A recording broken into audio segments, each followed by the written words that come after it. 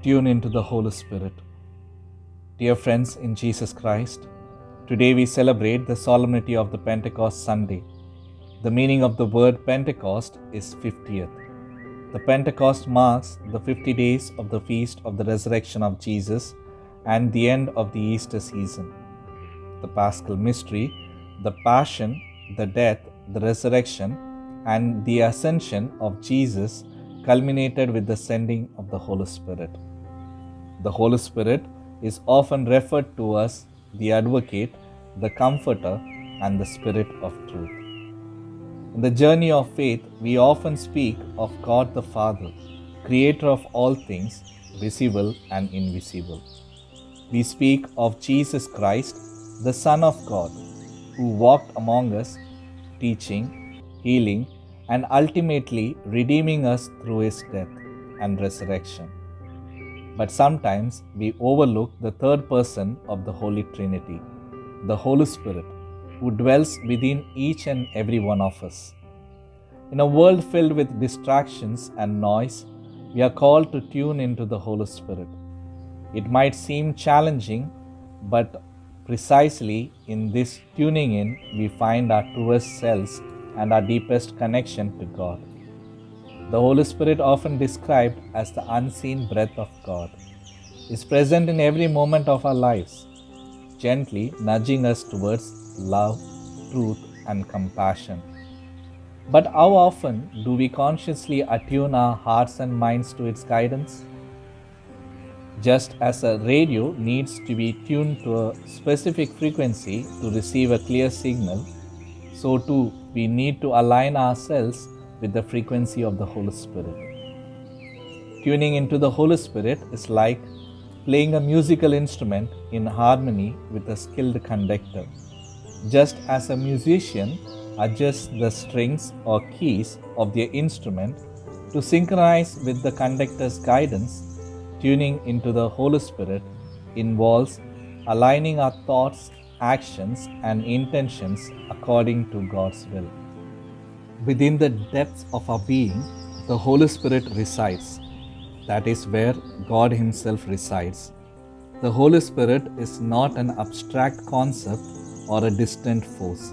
It is the very presence of God alive within us, guides us, comforts us, and empowers us to live out our faith in the world.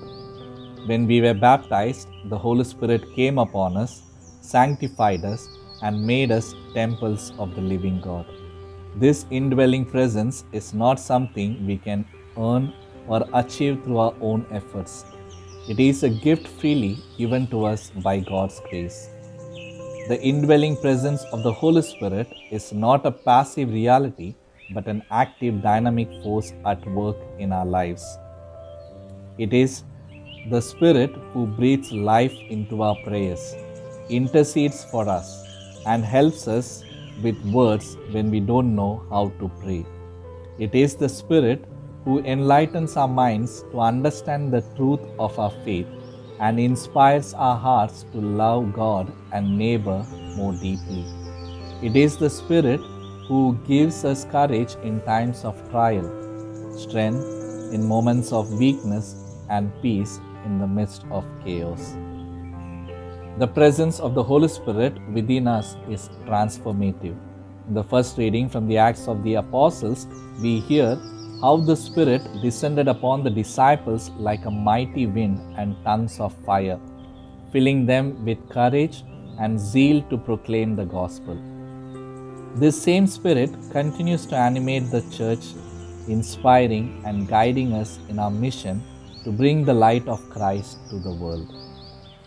In his first letter to the Corinthians, St. Paul emphasizes the fruits of the Holy Spirit bestowed upon believers. Paul contrasts the works of the flesh with the fruit of the Spirit. He encourages believers to walk by the Spirit, indicating a continuous intentional alignment with the Holy Spirit's leading. Tuning into the Holy Spirit means living a life characterized by the fruit of the Spirit: love, joy, peace, patience, kindness, goodness, faithfulness, gentleness, and self-control.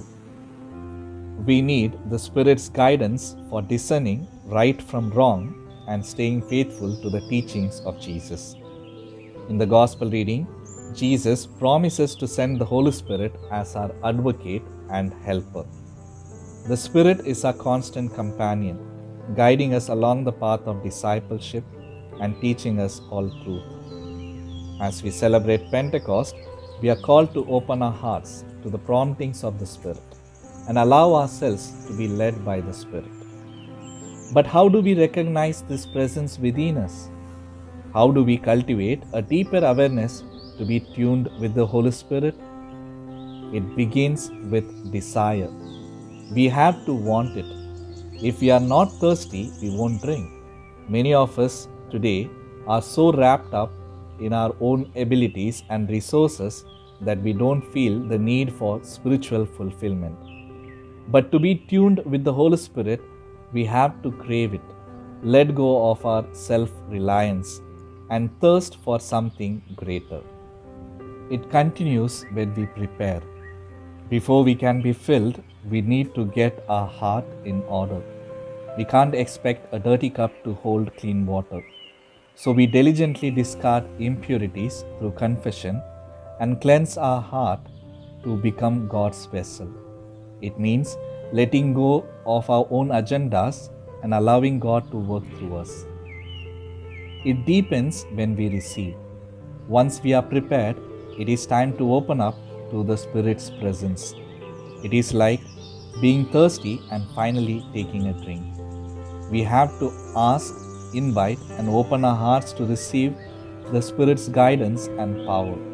By tuning into the Holy Spirit, we cultivate a deep and abiding relationship with God. And it enriches when we share. Being filled is not just for ourselves, it is meant to overflow into the lives of others, just like a river flows and benefits those around it. When we tune into the Holy Spirit, we become more attuned to the needs of others. We become a source of blessing and transformation in the lives of others. So let us commit ourselves to tune into the Holy Spirit each and every day. Let us make space in our busy lives for prayer and reflection, and let us open our hearts to the gentle promptings of the Spirit. As St. Paul says, since the Spirit is our life, let us be directed by the Spirit.